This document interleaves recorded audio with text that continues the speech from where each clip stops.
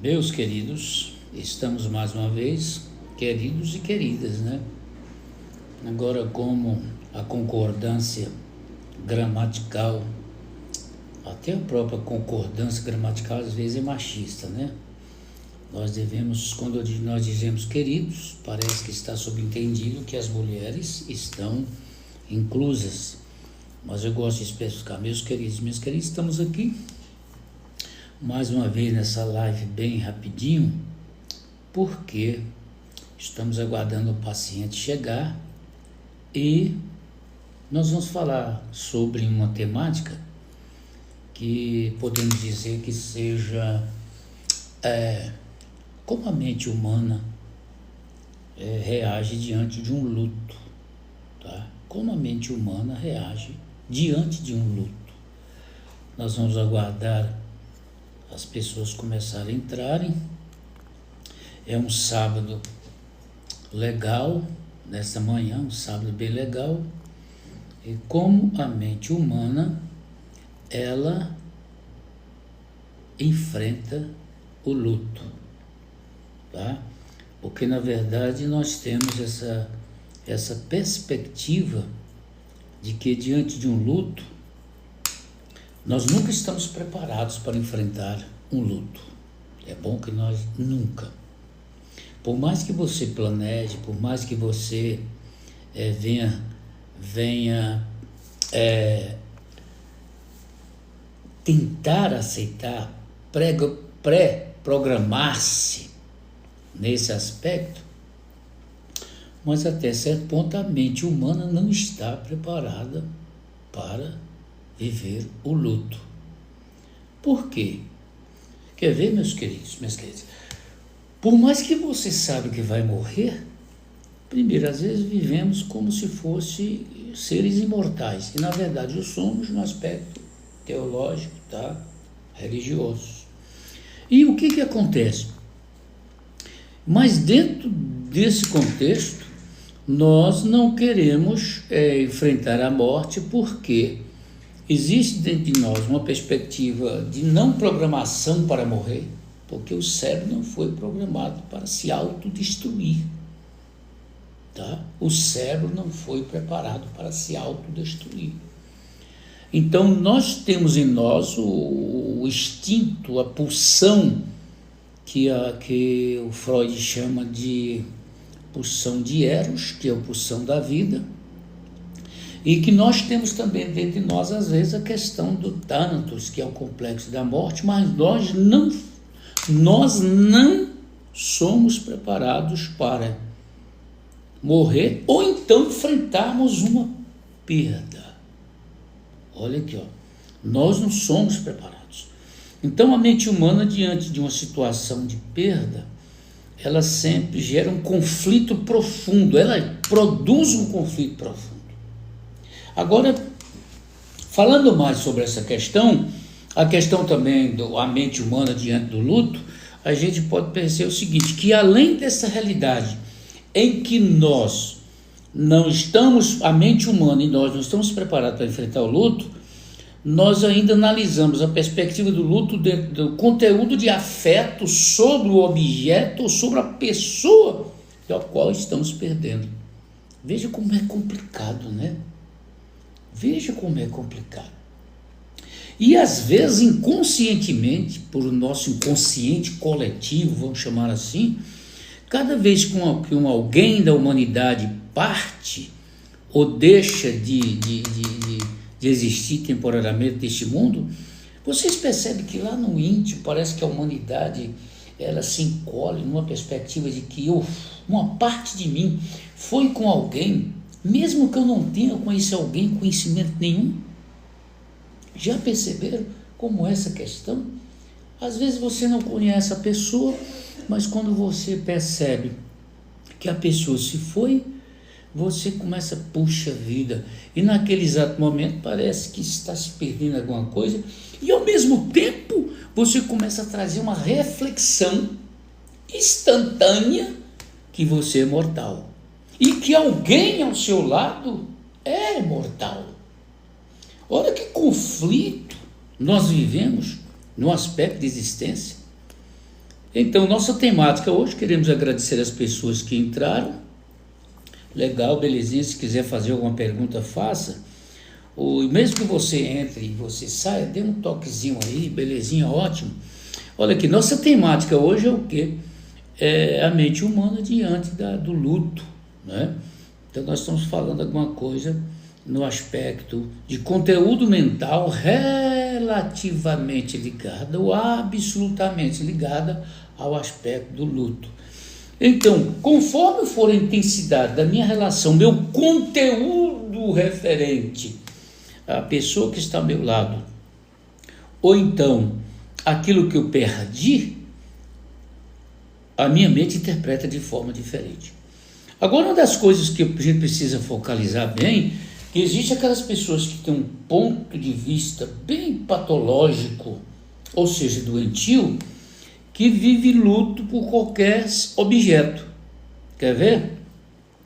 Se você é possuído por algo que você tem, no momento em que você perde esse objeto, essa coisa que você tem, eu não estou falando ser humano agora, estou falando coisa, você também começa a viver um luto doentio porque você era possuído pela coisa que você tinha em mãos. Muito cuidado para que você nunca venha a ser possuído pelo que você tem. E existe aquele ainda que é um quadro mais agravante, que é possuído pelo que não tem. Complexo, mas é possuído pelo que não tem. E quando ele é possuído pelo que não tem, ele entra naquele aspecto ainda um pouquinho mais patológico, que é desejar o que é do outro, ou então estar no lugar do outro. É possuído pelo que não tem. Então, muito cuidado para que quando você obtém alguma coisa, o ter, jamais você pode deixar ser possuído pelo ter. E também você jamais pode deixar ser consumido pelo seu fazer. Porque se você deixar ser possuído pelo ter, você se torna uma coisa. E se você começar a ser construído pelo seu fazer, até seu próprio trabalho é uma fuga da sua angústia.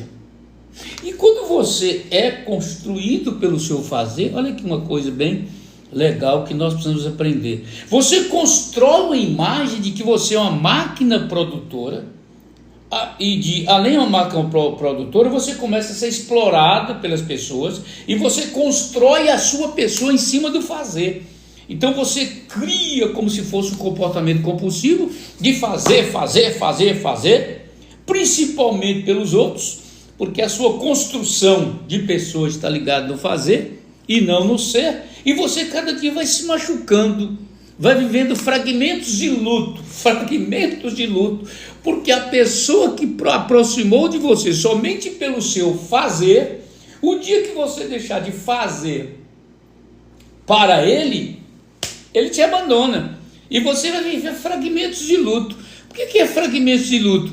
É aquela choradeira que vem, aquele aspecto quase que não é nem depressivo, é aquela tristeza, puxa, fulano me abandonou, ciclano me abandonou, puxa, fulano é tão ingrato. Inclusive, uma das coisas que eu sempre reafirmo na clínica, quando eu estou atendendo meus pacientes e também nos nossos bate-papos, o ser humano é ingrato. Não espere gratidão das pessoas, senão você vai viver uma fragmentação do luto.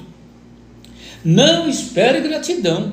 Então, tudo que você produzir pelo seu fazer, em seu próprio benefício, primeiro você tem que pensar em você. Isso não é egoísmo, é amor próprio. Se você quiser fazer alguma pergunta, você pode fazer nesse momento, tá? A nossa temática é a mente humana diante de um luto. Então nós estamos vendo o luto nas suas variáveis. Então, quando você se constrói pelo seu fazer referente à vida, você vai sempre ter pessoas que vão te explorar. Você diz sim, e o dia que você disser não, você perdeu aquelas pessoas que exploravam de você, que viam em você somente um objeto de produtividade e de satisfação para ele mesmo. Então nunca se deve ser construído, preste atenção, nunca seja possuído pelo que você tem, E nunca você deve ser possuído pelo seu fazer, porque senão você vai ter fragmentos de luto.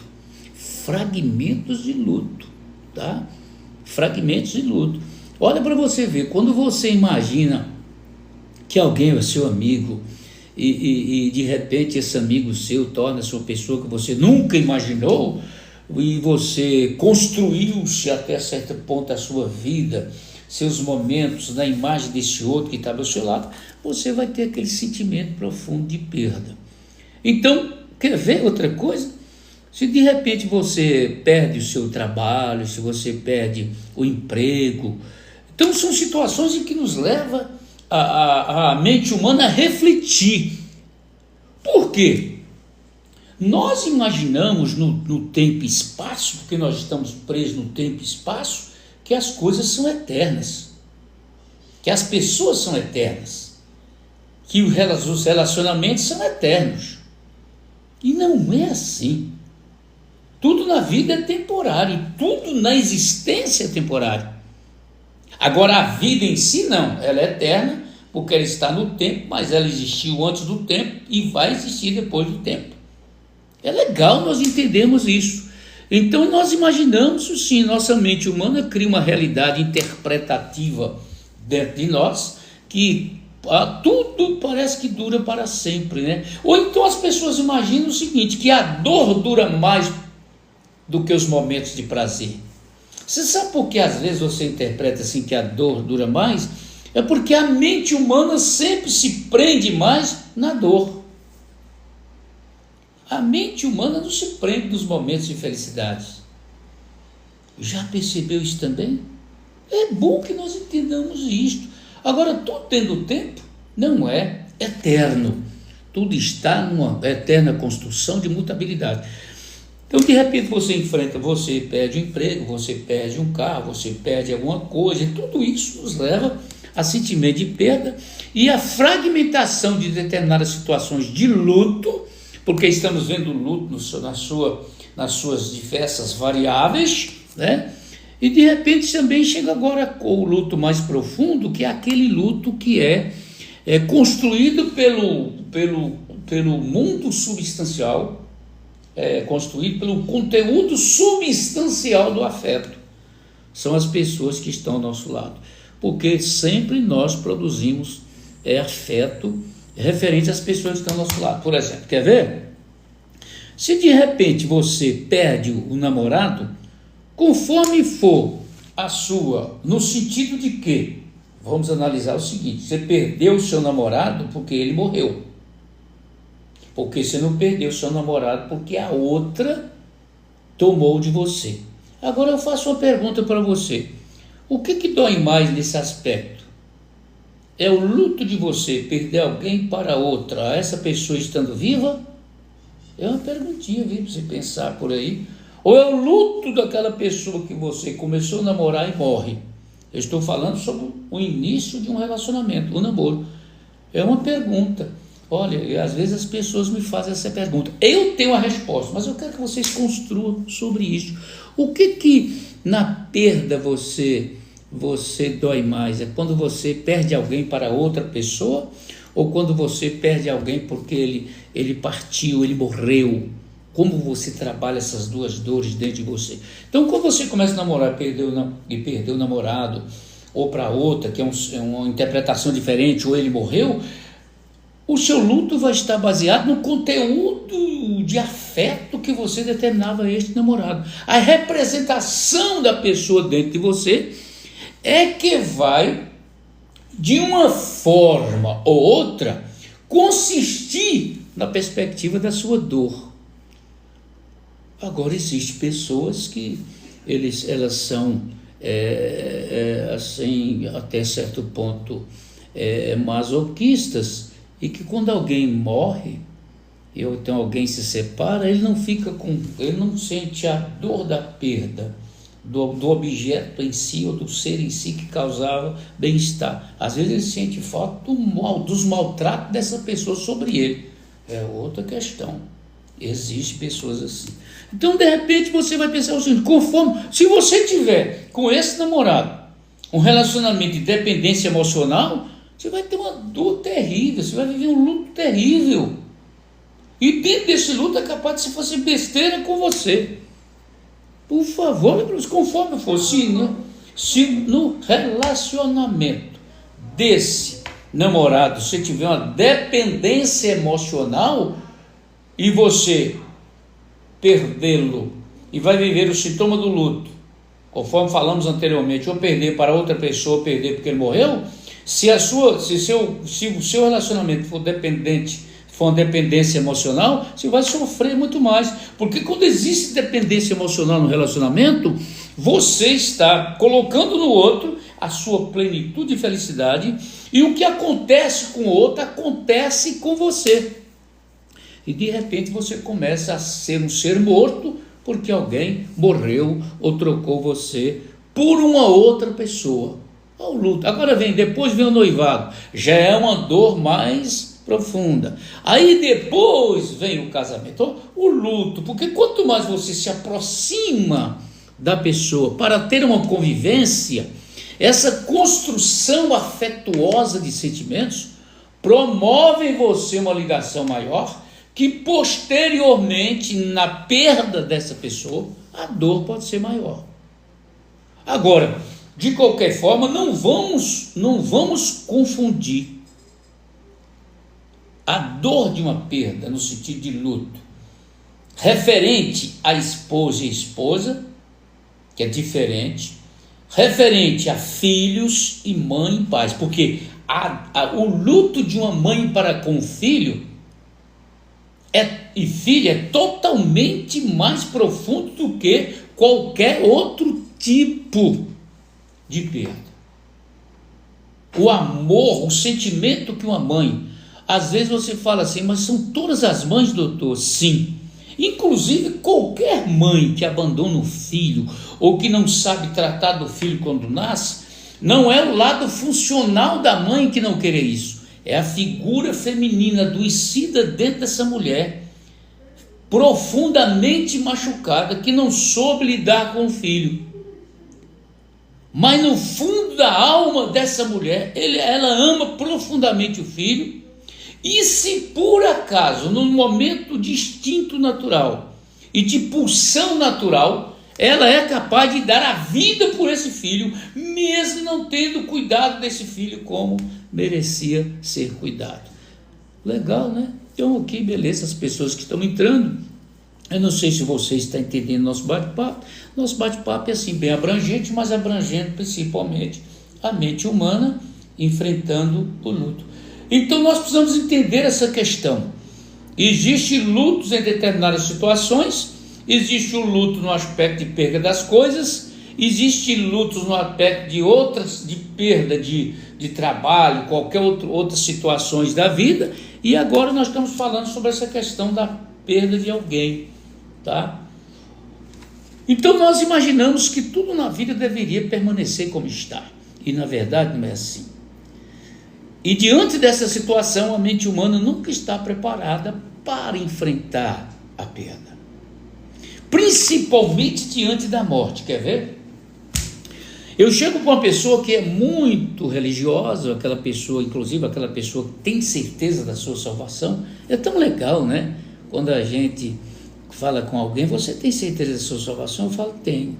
Aí eu fico, poxa, que legal, parabéns. Isso aqui independente da religião. Independente da religião, tá?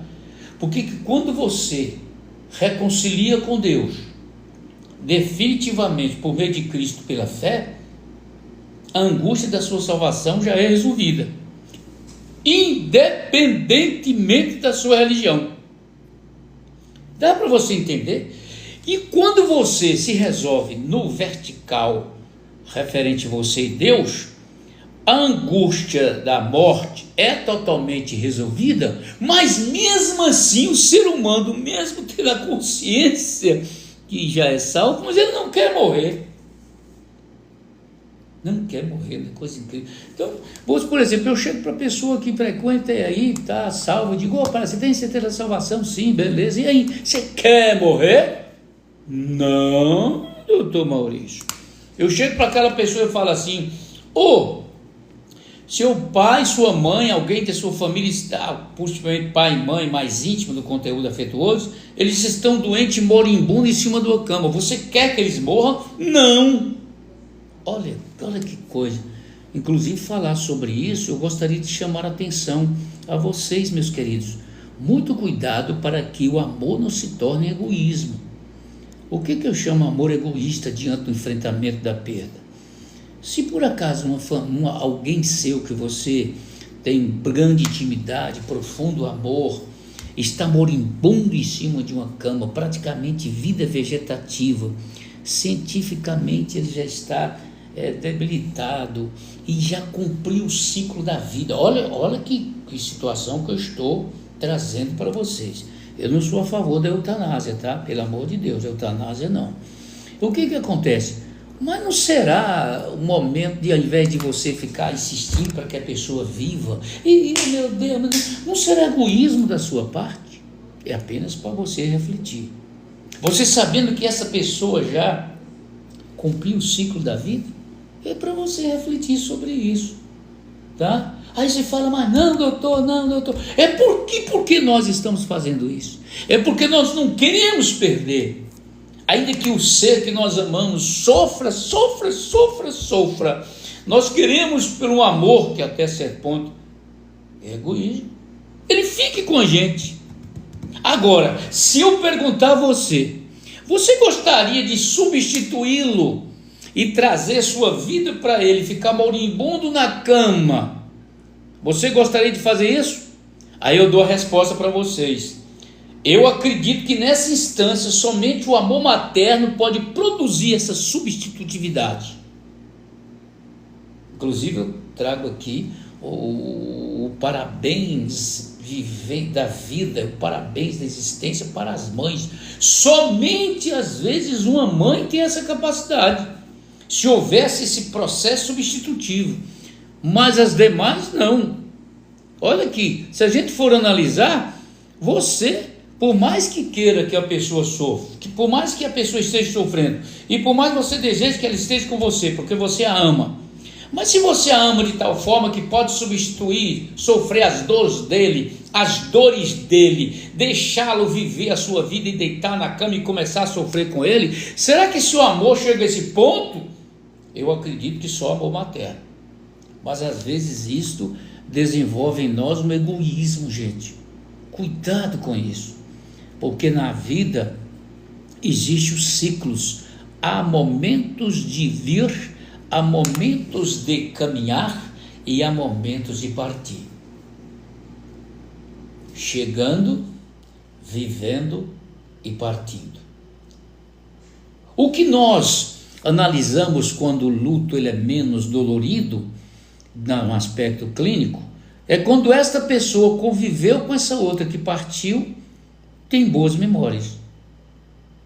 A melhor forma de você viver um luto de alguém que partiu é você ter uma consciência retrospectiva de que você viveu bem com essa pessoa. Se você viveu bem com essa pessoa, esse próprio conteúdo memorial produz em você um atenuante da sua dor. E você vai sabendo, dentro do tempo e espaço, colocando a sua vida em ordem. Então, é preciso saber o seguinte: quanto tempo leva o luto? Quais são as fases do luto? Isso aí nós já falamos nas redes sociais, inclusive acompanhe nas redes sociais, tá? dr Maurício Ferraz Abad, nós falamos sobre tudo isso aí, fase do luto, primeira fase, segunda fase, terceira fase, tudo, tem as fases do luto, detalhadamente, cada um nos nossos bate-papo, na nossa rede social. Então, quanto mais você é bem resolvido com essa pessoa que partiu, mas você superará melhor o luto, desde que você, agora, o que acontece? Desde que você, o que acontece? Parece assim que não há conexão das ideias, mas há sim, porque infelizmente o pensamento ele vai mais além da fala, tá? Quando você está falando, as suas conexões neurológicas, sinápticas, está produzindo em você um vocabulário com as ideias diferentes sobre o assunto abordado. Olha aqui, olha o que acontece. Quando você perdeu alguém, Principalmente você vai aceitar a perda. Pronto, aceitei, aconteceu. Viva esse momento, perdeu direitinho, papapá. Segundo, você vai ter memórias, sempre deve ter as boas memórias dessa pessoa que partiu. Então você já vai ter um luto mais atenuante. Vem outra questão, cuidado para que você não fique sendo masoquista, sofrendo pela pessoa que foi, vendo o retrato, aquela coisa, porque todas as pessoas que fixam muito em algo que o outro deixou para alimentar a sua dor, é sintoma de que nos relacionamentos, antes dessa pessoa partir, não houve um relacionamento saudável. Então ela quer compensar aquele sentimento de, vamos dizer assim, eu digo até assim, não de culpa, mas aquele sentimento de remorso de que não viveu bem com a pessoa, por meio das lágrimas de vendo aquela pessoa que partiu, meu Deus, meu retratinho, ai, ai, ai. Olha, cuidado com isso. Cuidado com isso. Então nós estamos chegando aqui ao final do nosso bate-papo. Eu espero que você tenha aprendido alguma coisa concernente a isso. Agora, fazendo um resumão, cuidado, existem fragmentos de luto, o luto do ter, quando você perde alguma coisa, nunca seja possuído pelo que você tem, o luto fragmentário do fazer, porque quando você constrói sua vida somente pelo seu fazer, até seu próprio trabalho começa a ser uma fadiga e algo doentio, e você constrói o fazer a serviço dos outros, você vai ser explorada, nunca vai receber gratidão e você sempre vai ter exatamente fragmentos lutários. E depois, na última instância, a questão de perder alguém que, para cada conteúdo de afeto, existe um sentimento maior. Agora, lembremos de que nós não somos eternamente eternos enquanto estamos no tempo e no espaço. As pessoas vêm, as pessoas vão, perdendo e ganhando, e assim nós vamos escrevendo a nossa história, tá? E eu sempre gosto de afirmar aos nossos pacientes aqui no consultório que seu pai e sua mãe, ela nunca vai morrer, ela só deixou o aspecto físico, corpóreo, no tempo e espaço presencial, mas ela vai continuar o legado dela na sua própria história. Na sua própria história, ela vai continuar o legado dela na sua vida. Entendeu o que eu disse, meus queridos? Então eu desejo a você um ótimo final de semana, um abraço profundamente em seu coração. Eu espero que fiquem algumas coisinhas aí para nós fortalecermos a nossa vida concernente aos desafios da nossa existência, tá? Muito obrigado às pessoas que entraram, que participaram. Obrigado pela certeza que nós temos de que quanto mais nós servimos, mais nós nos sentimos bem. E qualquer coisa estamos à disposição. Inclusive eu sempre gosto de colocar nosso telefone à disposição. É como se fosse um plantão de saúde clínica. Bom dia, minha amiga, muito obrigado, você está dizendo, ótimo, belezinha. Todas as pessoas que estão por aí,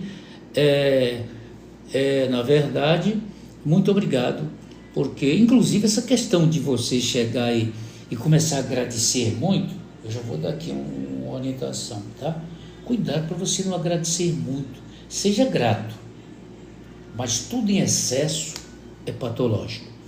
Meu telefone para que vocês possam, plantão de saúde mental, podemos dizer assim, de postura de saúde mental, 64 99625 9552, 64 99625 9552, é o meu privado, tá bom? Qualquer coisa, estamos aqui à inteira disposição. Um forte abraço e até a próxima, que nós vamos estar juntos por aí.